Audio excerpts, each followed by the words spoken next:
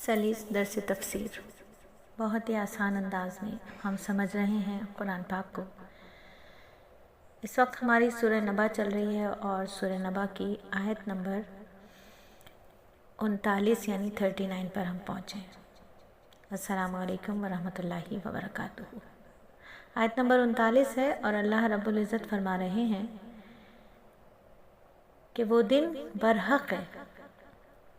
इससे पहले हम समझ रहे थे आयतों को, तो हमने जाना कि मुत्तकीन के लिए अल्लाह रब्बुल इज़्ज़त ने जो इनामात रखे हैं, जो नेमतें रखी हैं, उनके बारे में अल्लाह ने बताया। फिर अल्लाह फरमाते हैं कि वो दिन जो बरहक है, बस जो चाहे वो बनाए अपने रब के पास ठिकाना। बस जो चाहता है वो अपने रब के पास ठिकाना बना ले। वो दिन आएगा और ज़रूर ज़रूर आएगा। वो बरहक दिन है, वो बरहक है, उसका आना लाजिम है। तो जो चाहे वो अपने रब की तरफ ठिकाना बना ले। तो ठिकाना कैसे बनेगा रब की तरफ? कि उस दिन की तैयारी करना है, तक़वे को इख्तियार करना है, अल्लाह की रज़ा वाले हर काम को करना है, अल्लाह की नाराज़गी वाले हर काम को छोड़ देना है। ईमानदारी के साथ, ईमान और दीन के रास्ते पर चलते हुए परहेज़गारी के साथ सीधे रास्ते को अपनाना है। और ये वही नेक सीधा रास्ता है जो अल्लाह ताला तक पहुँच जाता है। इस राह में चलते चलते अल्लाह ताला के करीब इंसान अल्लाह के करीब हो जाते हैं और अल्लाह की रहमतों को पा लेता है। ये वही सच्चा रास्ता है जो हमें रब से मिलाता है।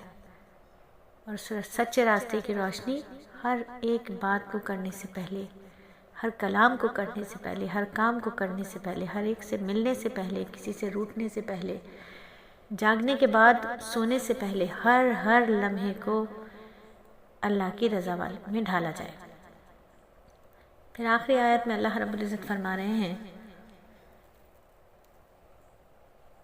बेशक हमने डरा दिया तुम्हें, बेशक हमने डरा दिया तुम्हें।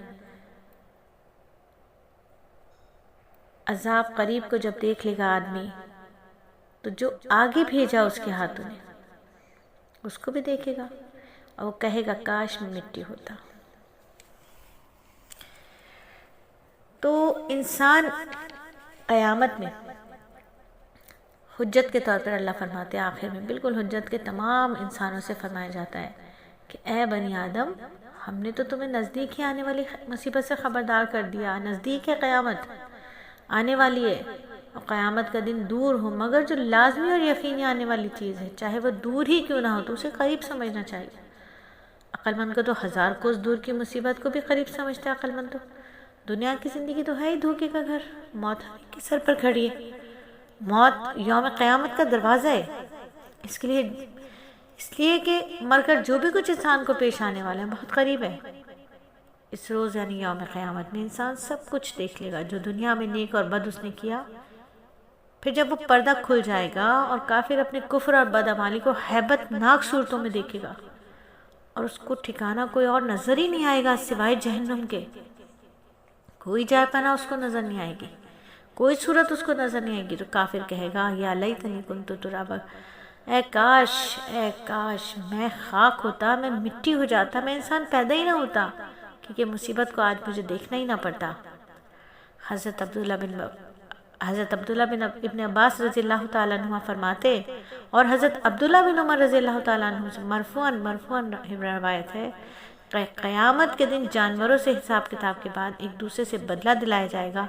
जिस जानवर ने किसी दूसरे जानवर को सींग या खुर मारा होगा, उसका बदला दिलाकर हुक्म होगा कि सब के सब खाक हो जाओ।